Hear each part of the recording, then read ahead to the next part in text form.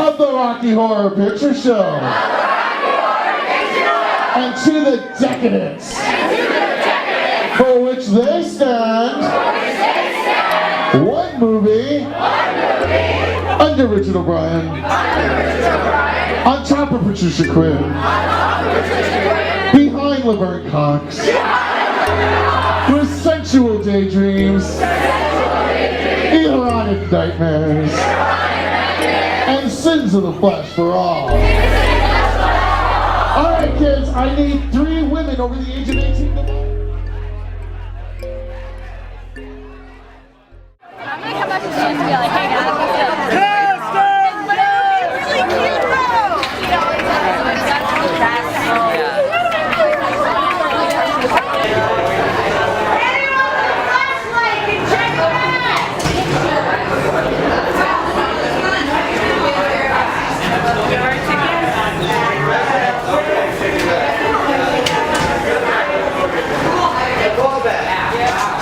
You know, I'm Kristen, and I'm on the security crew here at Rocky. Our main job is we keep chaos to a minimum.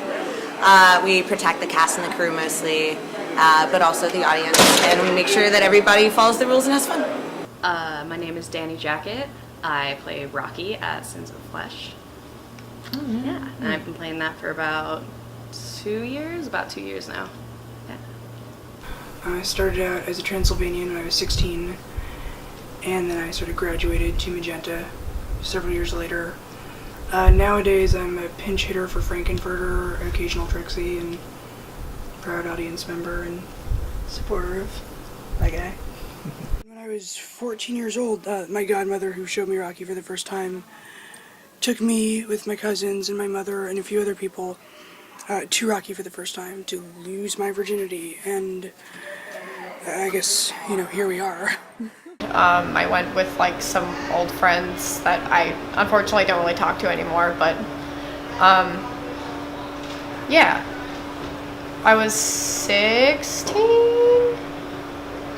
My first time coming to Rocky Horror was here at the Nuart when I was 16, and I was brought by my friend Frida, who had already been coming for a while, and I just was like, this is so fun, this is so cool, everyone is so loud and queer and colorful, and it's just great. When I first started coming, like, my friends in high school were like, hey, we're going to the Rocky Horror Picture Show, and I'm like, I'd like to come along for that, I guess, and didn't really realize I was getting to.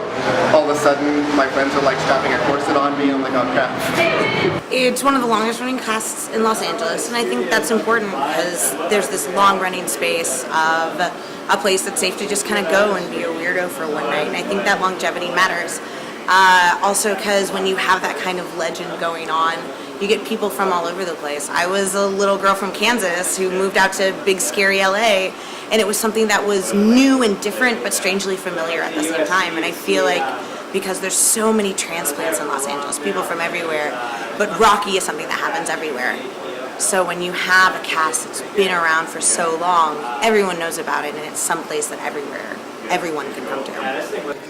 I came for the movie as part of fascination with how something this silly could bring all these people together. Like, I've watched this movie so many times at this point. When you don't watch it without people screaming at the screen, it's kind of boring, to be perfectly honest. None of this movie makes any sense.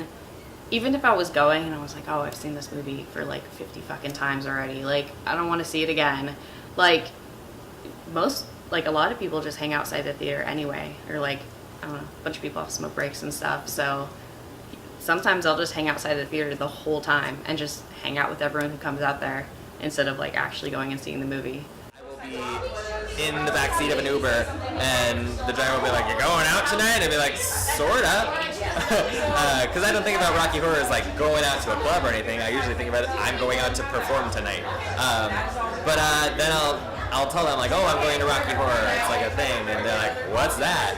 Which is baffling to me because at this point, how do you not know what a midnight showing of Rocky Horror is? But maybe that's just me.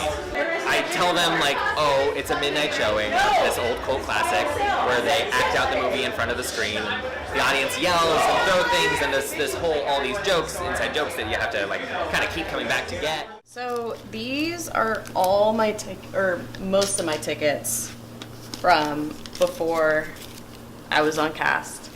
This is from January 24th, 2015. Jeez, so much fucking money. So much fucking money I spent. This is my diploma from when I first went. I was kind of a nerd when I first started going. I think one of the biggest things is that it's a queer movie.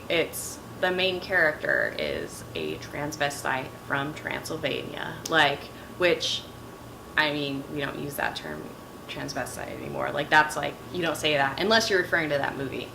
And I think that's one thing that it's if you're part of the queer community, you should see it. Even if you're not part of the queer community, you should see it just to see oh, okay, I understand. Or, whoa, that's not how it is anymore. We don't call people transvestites anymore. It is a safe haven for those who do feel that their life is being ridiculed or they feel threatened because of who they are and they can't be who they are.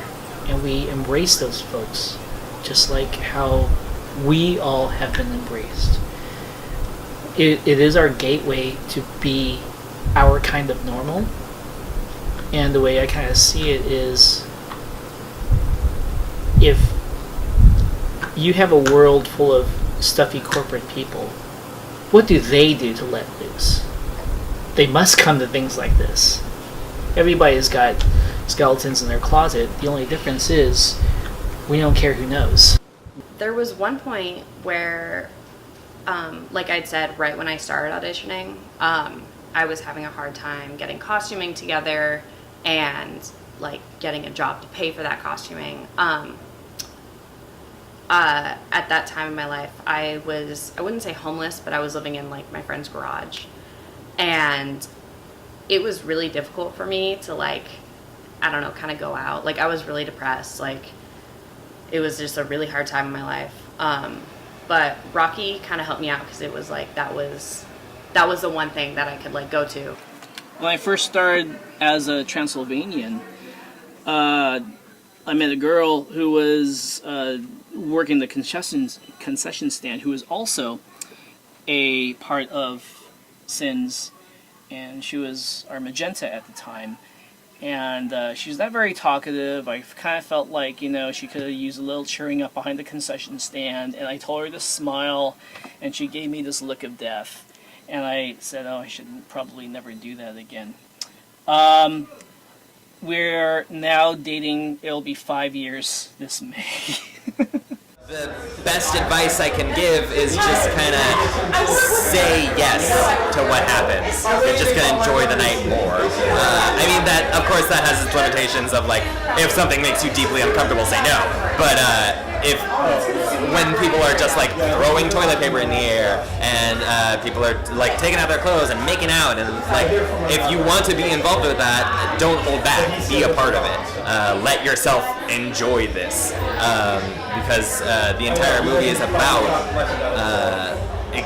letting yourself experience sexuality and be okay with it being casual and just letting it happen.